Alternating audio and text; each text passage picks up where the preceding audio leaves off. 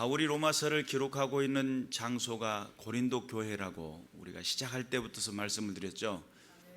고린도 교회에서 로마서를 기록하고 있는 이 시점은 바울이 3차 선교 여행을 이제 마감을 하고 다시 턴해가지고 예루살렘 보고하고 수리한 안디옥 교회로 가려고 하는 그런 상황입니다. 근데 앞으로 바울이 가는 그 행보가 결코 녹록하지 않습니다. 지금 현재 바울은 지금 고린도 교회를 떠나서 육로를 통해서 진행하는 과정 중에 예언자들이 나타나 가지고 당신은 이와 같이 고난을 받게 될 것이요 라고 하는 그런 예언들을 앞으로 듣게 될 겁니다. 그런데 그 여러 가지 많은 예언들을 듣기 이전에 로마서를 기록했으니까 지금 바울은 어떤 상황에 맞닥뜨렸냐면 에베소의 그 폭동, 에베소 가운데서 일어났던 그 폭동의 여파가 결국은 지금 바울을 추적하고 있는 중이거든요. 그러니까 지금 바울이 생각하는 현재의 고난 정도 수준은 에베소의 폭동으로 더 이상 교회 활동을 하지 못하고 쫓겨나가지고 와 있는 상황 속에 배를 타고 가려고 하는데 그쪽으로 못 가게 되는 그런 상황입니다.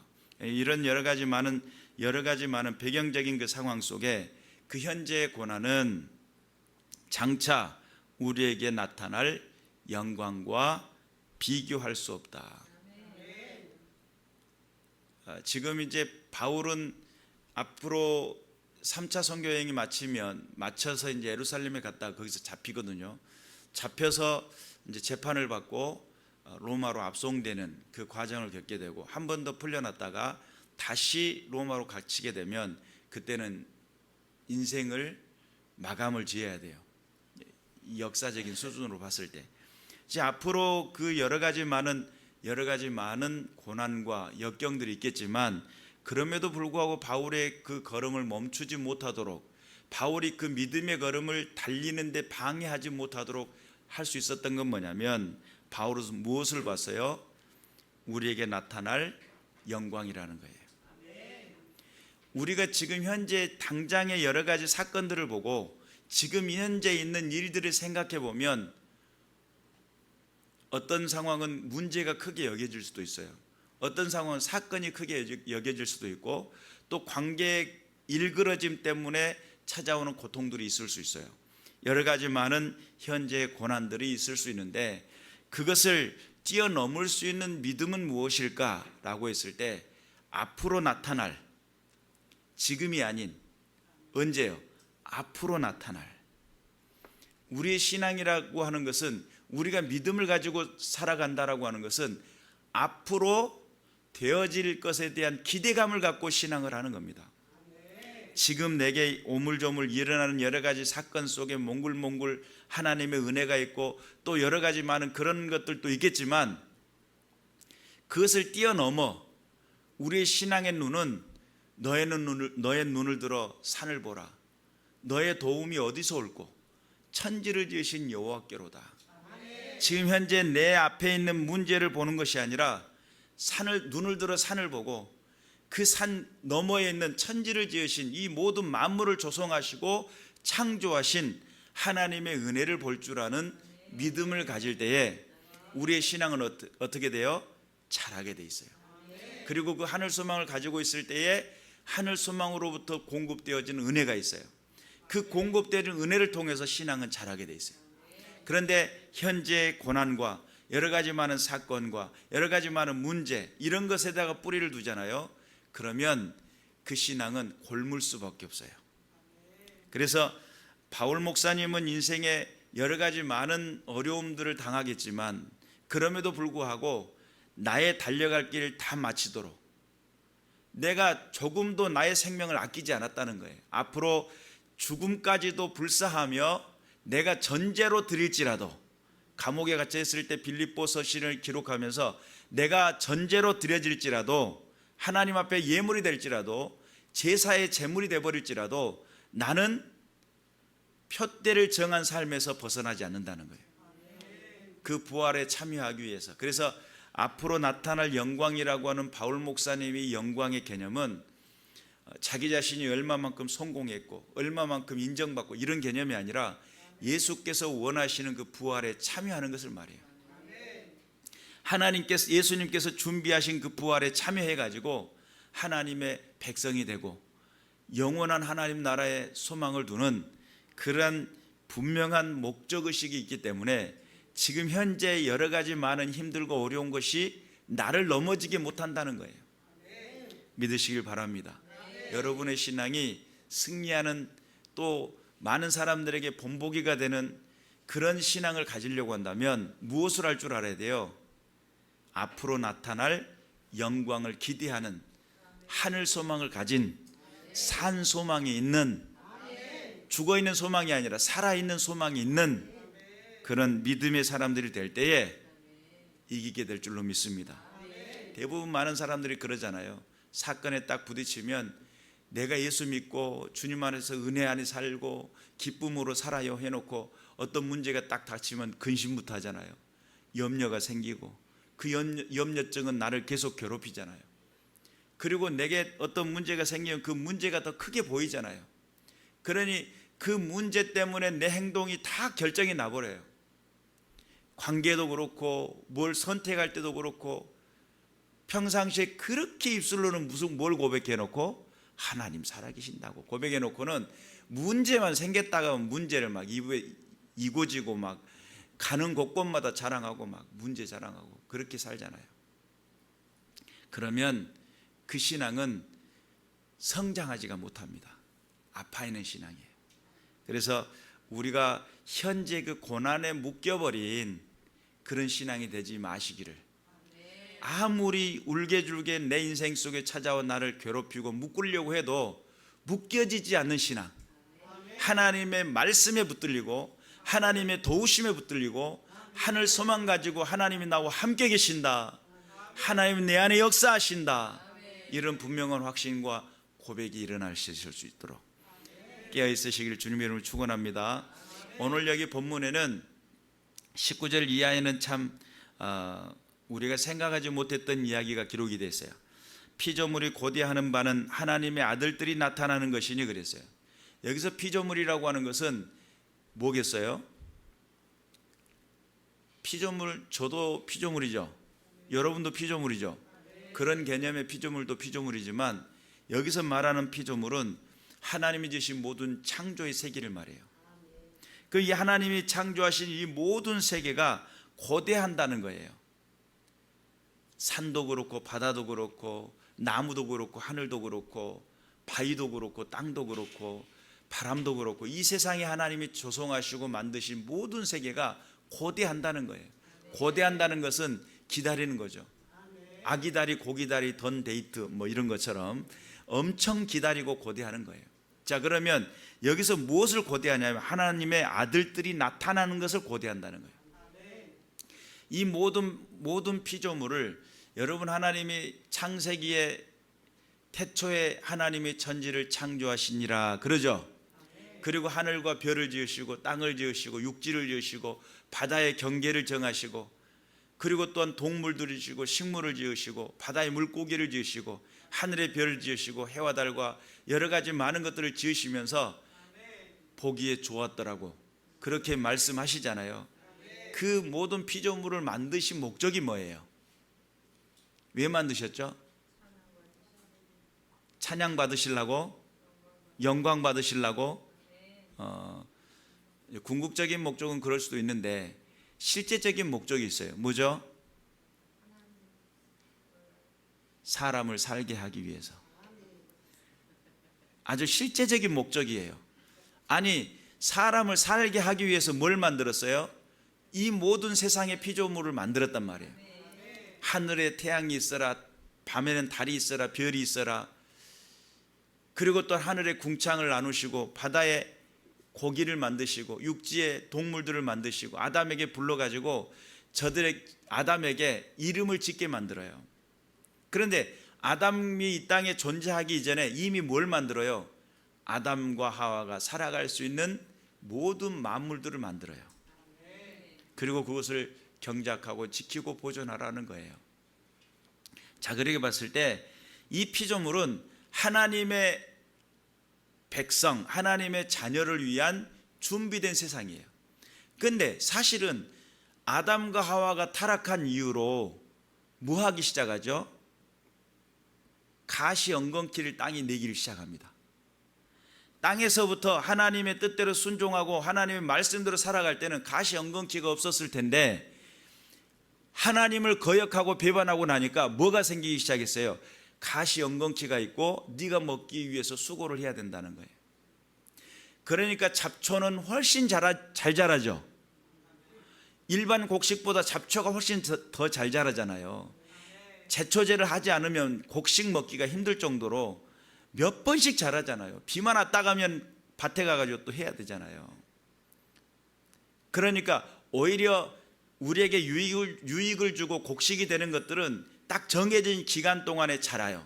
그래서 잡초는 뽑아도 또 자라고 또 자라고 환장충만하겠죠. 그리고 잡초 같은 인생, 무슨 말이에요? 밟아도 일어나는 그런 아주 그냥 야생성이 있는.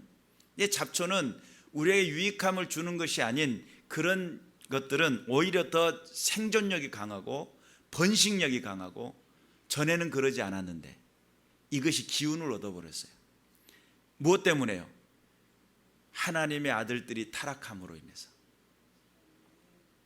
참 묘하죠.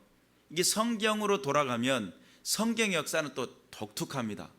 하나님으로 부름을, 아브라함으로부터 부름받아 가지고 하나님의 백성이 되어지고 이렇게 성장을 할 때, 하나님의 아들들이 믿음 안에 굳건히 서고 주님 뜻대로 잘 살면 잡초 같은 인생들이 시들시들해 가지고 힘을 못 발휘해요. 주변 나라들이 다 이스라엘 나라에 복속을 하고 거기에다가 제물을 드리고 그런 상황 속으로 간다는 거예요.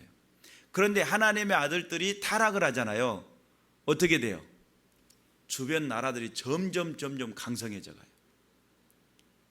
그리고 힘이 세져 가요. 나중에는 그 나라들에 의해서, 북이스라엘은 아수르에 의해서, 남유다는 바벨론에 의해서 완벽하게 멸망해 버리잖아요. 우리가 성경의 이치를 볼 때에도 지금 모든 만물의 타락은 하나님의 아들들이 바로 서면 다스려지는 역사가 일어나요. 하나님의 아들들이 무너지면 다스려지질 않아요. 자기 마음대로 창궐해 버려요. 그런데 그럼에도 불구하고 피조물이 존재하는 이유 중에 한 가지는 하나님의 아들을 위해서 만들어진 세상이다 보니까, 이 땅에 존재하는 모든 것들이 사람을 위해서 지어졌어요. 신기하죠? 누구를 위해서? 나를 위해서. 누가요? 하나님께서. 무엇을요? 세상 모든 피조 세계를. 그리고 잘 살으라는 거예요. 우리에게 축복의 명령을 해줘요. 그 놀라운 은혜와 명령을 받았는데, 하나님의 아들들이 타락하고 나니까 피조물이 고대한다는 거예요. 기다리고 또 기다린다는 거예요. 언제쯤 하나님의 사람, 하나님의 아들들이 일어나냐는 거예요. 언제쯤 이 하나님께서 다스리는 통치하는 세상 가운데 정말 순응적이고 순리적인 그런 하나님의 백성들이 나와서 이 모든 피조 세계를 다스리겠느냐, 그런 뜻이죠. 피조물이 허무한데 굴복하는 것은 자기의 뜻이 아니요 오직 굴복하게 하신 이로 말미암음이라. 피조물이 허무한데 굴복했다는 것은, 허무하다라는 것이 타락한 세상을 말해요. 하나님의 아들들이 타락했는데 그럼에도 불구하고 세상 만물이 사람들에 의해서 개발되어지고 정복당하고, 있었던 산도 깎아지고 바다도 메꿔지고 조성하고 막 그러잖아요. 그런데 타락한 아들들이 그럼에도 불구하고 거기에 굴복하고 있어요. 타락한 이 세상 가운데. 그러면서 찾아오는 여러 가지 많은 환경적인 문제, 환경의 오염의 문제, 이런 문제들이 발생을 하잖아요. 우리가 사용하는 모든 자동차를 운전하고 나면 거기서 나오는 가스 때문에 지구의 온도가 점점 올라가고 있죠. 그래서 2123년이니까 2100년쯤 되면 지구가 1.5도 이상 온도가 상승을 한답니다. 그리고 그것이 되어지면은 저쪽에 북극 이런 얼음땡이들이 다 녹아버린다는 거예요. 그러면 수면이 높아지는 거예요. 그럼 어떻게 되죠? 콧구멍에 물 들어가는 상황이 벌어져요.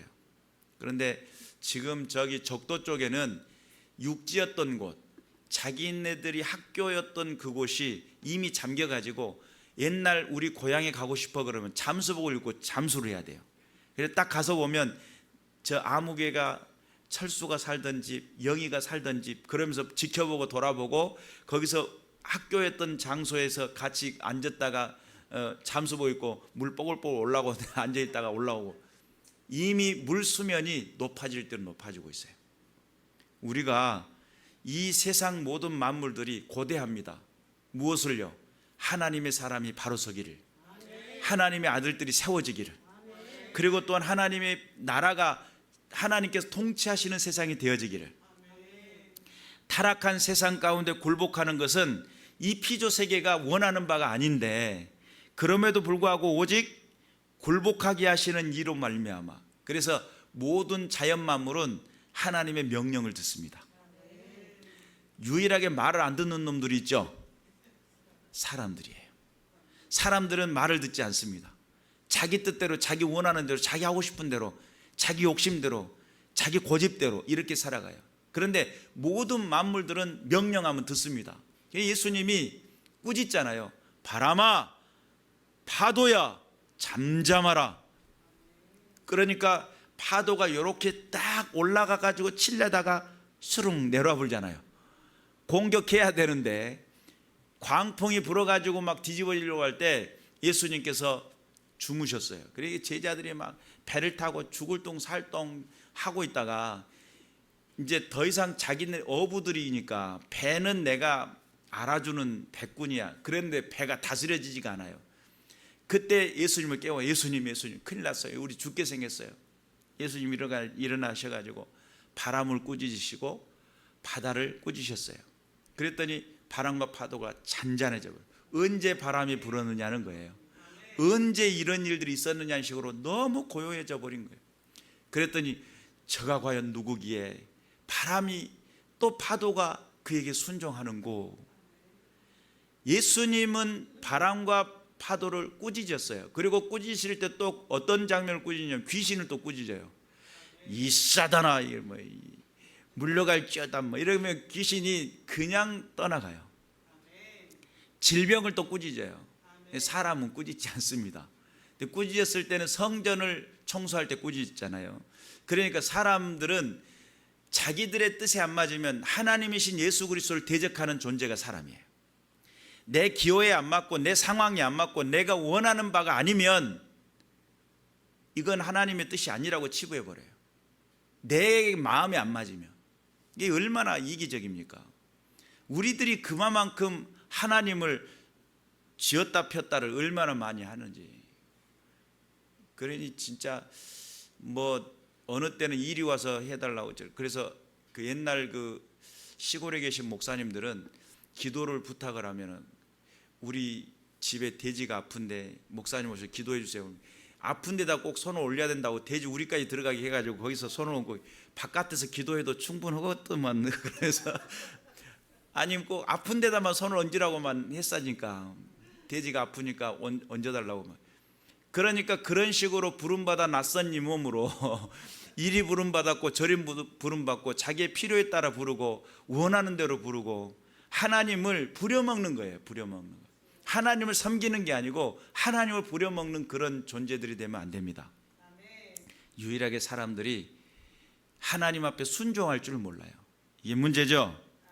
그리고 또한 21절에 보니까 그 바라는 것은 피조물도 썩어짐의 종노릇한 데서 해방되어 하나님의 자녀들의 영광의 자유에 이르는 것이니라. 피조물이 그토록 바라는 것은 썩어짐의 종노릇한 데서 해방되기를 원한다는 거예요. 썩어지고 타락한 그 세대 속에서 이 피조 세계가 아파하고 있어요. 괴로워하고 있어요. 피조물들이 괴로워하고 있어요. 너무너무 힘들어. 너무너무 괴로워. 내가 하나님의 사람을 위해 지음받았지 타락한 백성들을 위해 지음받은 게 아닌데 하나님을 대적하고 하나님의 뜻을 거스리는 백성들에게 내가 굴복하면 하나님의 뜻이기 때문에 어쩔 수 없이 하지만 내 이 종노릇에서 해방되고 싶다. 정말 이 세대가, 이 세상이 하나님의 그 부르심 앞에 회복됐으면 좋겠다. 피조 세계도 탄식한다는 거예요. 피조 세계도. 그리고 하나님의 자녀들의 영광의 자유에 이르는 것이라는 거예요. 제발 믿음의 사람들이여 깨어나라. 믿음의 사람들이여 깨어나라. 아니, 중보를 성령께서도 중보하시는데 이 모든 피조 세계도 중보한다는 거죠. 그 영광이 이르렀으면 한다는 거예요. 바울은 도대체 어떤 영성을 가졌기에 이 세상 만물 가운데 역사되어지는 그 놀라운 피조 세계의 아픔을 느꼈고 이 피조 세계의 그 고통과 그 아우성치는 소리를 어떻게 들었을까? 참 대단한 영성이죠. 그런데 바울은 그런 모든 상황 속에 이 세대의 모든 피조물들이 하나님의 아들들이 일어나 그 하나님의 아들들의 영광의 그 자유를 누리는 세대를 꿈꾸고 있다는 거예요. 깨어있으시기를 주님의 이름으로 축원합니다. 그래서 믿음의 사람들도 환경에 관한 부분도 생각을 해가지고 버릴 것은 분리수거 잘 하시길 바랍니다. 대충 막 싸가지고 버려버리지 마시고, 이건 하나님께서 내게 허락하신 세상이니까 잘 지켜야지, 그런 믿음으로 분리수거 잘 하시기 바랍니다. 그리고 또한 22절에 보니까 피조물이 다 이제까지 함께 탄식하며 함께 고통을 겪고 있는 것을 우리가 아느니라. 피조세계가 탄식한다는 거예요. 탄식하다는 게 함께 신음을 하고 있는 거예요. 신음하고 있어요. 그리고 여기서 함께 고통을 겪고 있는데 출산의 고통의 개념으로 원어상의 의미가 그렇게 되어 있어요. 출산의 고통이래요. 신음한다는 거예요. 어떤 부인이 아기를 낳는데 신랑이 함께 들어갈 수 있어가지고 옆에 있는데 머리채를 잡고 너 때문이야 그러면서 머리채를 잡고 이렇게 신음을 할 때 그 남편은 임신시킨 죄겠죠. 머리채가 잡혀가지고 그래 얼른 얼마나 낫기를 바라겠어요. 머리채를 잡혀가지고 아이고 빨리 났으면 바람이겠죠. 이 아픔은 다 너 때문이야 그러면서 막 머리채를 잡고 있으니까. 근데 모든 피조 세계가 하나님의 아들들이 고통하고 타락하고 있는 그 세대 속에서 함께 신음하고 함께 탄식하고 함께 괴로워하고 있다는 거예요. 제가 맨 처음 성령의 내주하심을 받고 체험한 다음에 제가 경험했던 것 중에 한 가지가 그겁니다. 아침에 이제 중학교 때 성령의 임재를 경험했으니까 그 다음날 아침에 학교를 가는데 도깨비 잔둥이라는 장소가 그때는 울창해 가지고 으쓱했습니다.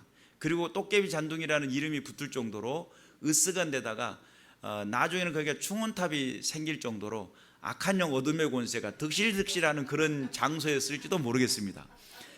그런데 그곳을 지나가면 도깨비 잔둥이라고 해갖고 사람들이 무서워했어요. 근데 거기를 가는데도 두려운 마음도 없고요. 그때 제 어린 심장에 무엇이 느껴졌냐면 그 가운데 있는 모든 그 나무며 풀이며 옆에 지나가는 개구리까지 모든 그 생명의 기운이라고 표현해야 되겠죠. 그 생명의 기운들이 막 밀려 들어와요. 마음으로 일이 눈으로 들어오고 막 오감으로 밀려 들어와요. 그런 경험을 처음 했어요. 제가 성령 임재함을 받고. 근데 하나님께서 우리의 영을 열어주시면 영적인 세계가 보여지게 될 줄로 믿습니다. 아마 바울 사도는 그 상황 속에 성령에 감동된 상황 속에 그 모든 세계의 그 고통과 탄식의 소리, 신음의 소리가 들려지지 않았을까. 하나님께서 정작 원하시는 그 놀라운 하나님 안에서의 회복될 교회가 세워질 것에 대한 기대를 가졌던 바울 사도는 그 교회가 세워지기 위해 애쓰고 노력하는 그 과정에 수없는 많은 전도 현장 속에 바울이 경험한 것은 피조 세계가 함께 탄식하고 있고 함께 출산의 고통을 함께 겪고 있구나. 인생의 그 고통과 그 괴로움을 피조 세계도 함께 경험을 하고 있겠구나. 이것을 바울이 봤다는 거죠. 그래서 우리가 영적인 영안이 열리게 되면 영의 세계가 보여지게 될 줄로 믿습니다. 하나님께서 정말 원하시는 뜻이 어디 있는지를 분별할 줄 아는 믿음의 군사들이 되어야 될 줄로 믿습니다. 23절에 보니까 그뿐 아니라 또한 우리 곧 성령의 처음 익은 열매를 받은 우리까지도 속으로 탄식하여 양자될 것 곧 우리 몸의 속량을 기다리느니라. 지금 현재 피조 세계가 우리가 제발 덕분 양자가 되어가지고 하나님의 자녀가 되는 것을 기다린다는 거예요. 성령의 처음 익은 열매를 받은 우리까지도 속으로 탄식하고, 믿음의 사람들이 먼저 탄식하고, 피조 세계도 함께 탄식하며 하나님의 백성 되어, 하나님의 양자 되어 우리의 몸의 속량을 기다린다는 거예요. 여기서 속량이라는 단어가 구속 행위를 말하고 구원이라는 뜻을 가지고 있고 해방이라는 뜻을 가지고 있습니다. 그러니까 죄에 묶여 있고 악한 영 어둠의 권세에 묶여 있고 불순종의 아들들 가운데 역사하던 그 영들이 떠나가며 죄에서 풀려나고 또한 질병에서 새롭게 고침받고 하나님의 자녀 되어 하나님의 백성이 되도록, 그것을 믿음의 사람 바울이 그렇게 되기를 사모하고 있고, 먼저 모든 세계 피조물들이 그렇게 탄식하며 신음하며 고통하며 함께 참여하고 있고, 모든 것들이 우리의 속량을 기다리고 있다는 거예요. 그리고 이제 장차 주님 오시는 그날에 부름받아 하나님 앞에 부활의 소망을 가지고 살아갈 수 있기를 사모하고 있습니다. 24절에 보니까 우리가 소망으로 구원을 얻었음에 보이는 소망이 소망이 아니니 보는 것을 누가 바라리요. 보이는 것이 소망이 아니라는 거예요. 그리고 만일 우리가 보지 못하는 것을 바라보면 참음으로 기다릴지니.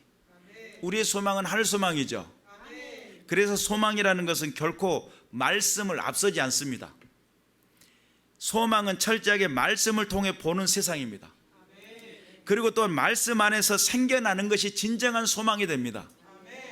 우리가 상상해가지고 하나님 나라를 이렇게 추론하는 것이 아닙니다.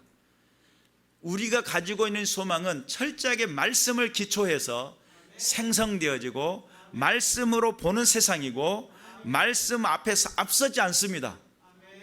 그래서 우리가 상상해가지고 어떤 사람들이 말씀을 막 상상해가지고 풀어내잖아요.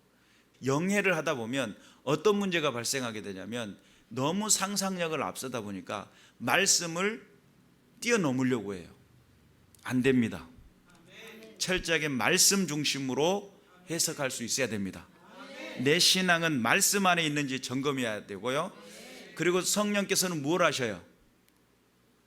예수님께서 우리에게 가르쳐주신 그 말씀들이 생각나게 하시는 분이 성령님이죠. 그래서 성령의 역사도요, 말씀이 없으면 역사하지 않아요.